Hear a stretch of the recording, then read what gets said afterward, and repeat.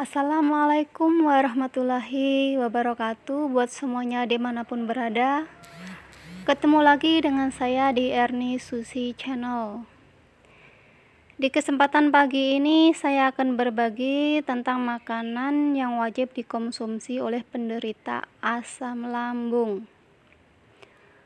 Makanan-makanan apa saja yang aman dikonsumsi oleh penderita asam lambung? Silahkan simak video saya sampai selesai biar bisa mengerti secara detail makanan yang aman dikonsumsi oleh penderita asam lambung. Makanan pertama yaitu nasi. Karena nasi merupakan karbohidrat yang mengenyangkan perut dan mengisi rasa lapar pada perut kita.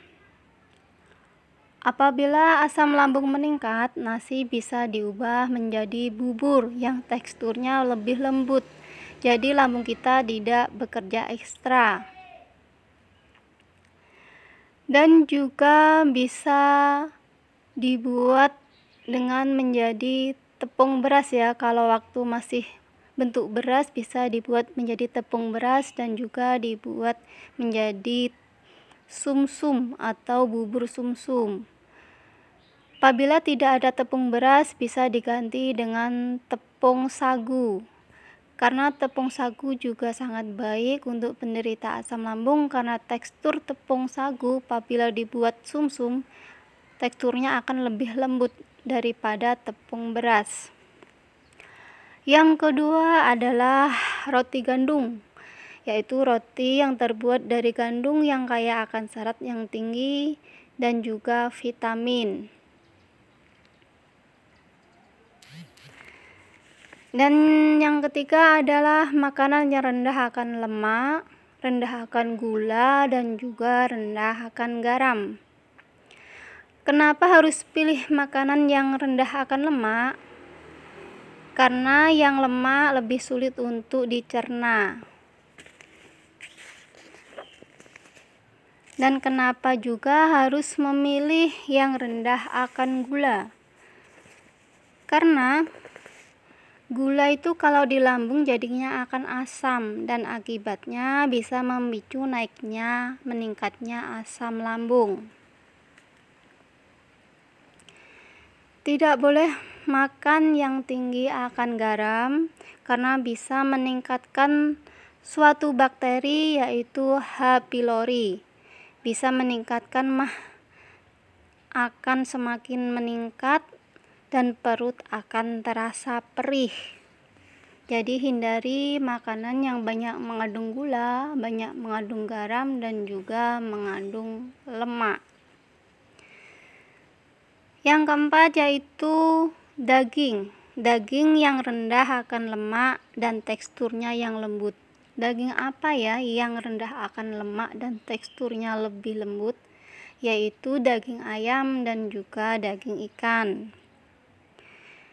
Daging ikan tuh sangat lembut sekali teksturnya sehingga tidak membuat kerja lambung secara ekstra. Dan seterusnya yaitu telur dan juga tahu. Melihat dari segi tekstur dan juga gizinya, telur dan tahu itu sangat baik untuk penderita asam lambung. Untuk makanan seperti daging ayam, ikan, telur, dan juga tahu itu sangat baik apabila dalam proses masaknya itu dikukus, di steam, atau dipanggang, jangan digoreng. Seterusnya yaitu buah-buahan. Tidak semua buah bisa dikonsumsi oleh penderita asam lambung. Jadi buah apa saja yang aman dikonsumsi untuk penderita asam lambung?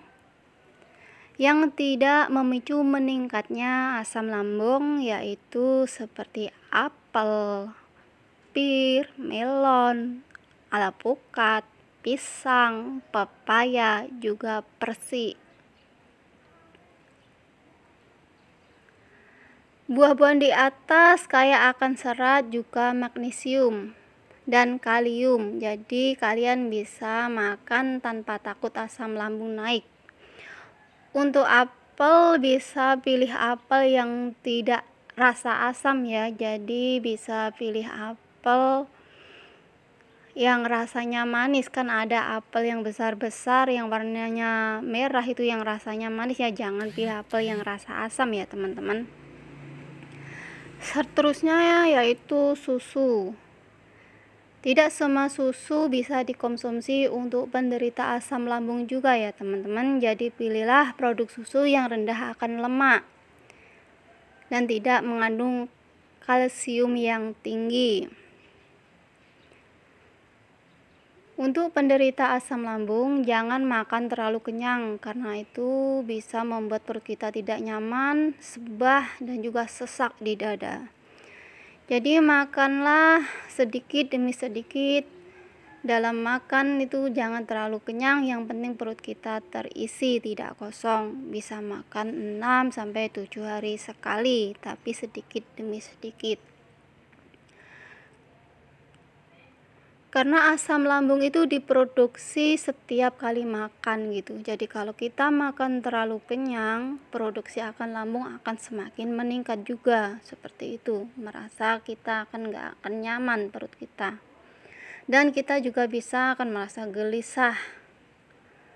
Untuk penderita asam lambung, hindari makan coklat, makan teh, dan juga minum teh dan juga minum kopi. Jangan sekali-kali minum teh bersamaan dengan coklat karena itu sangat berbahaya. Kalau memang ingin minum, ya sedikit saja, mungkin 1 sendok ya, untuk menghilangkan rasa keinginan untuk minum seperti itu. 1 sendok teh cukup atau 1 sendok kopi cukup. Demikianlah yang bisa aku sampaikan di kesempatan pagi ini. Semoga bermanfaat. Sekian, wassalamualaikum warahmatullahi wabarakatuh.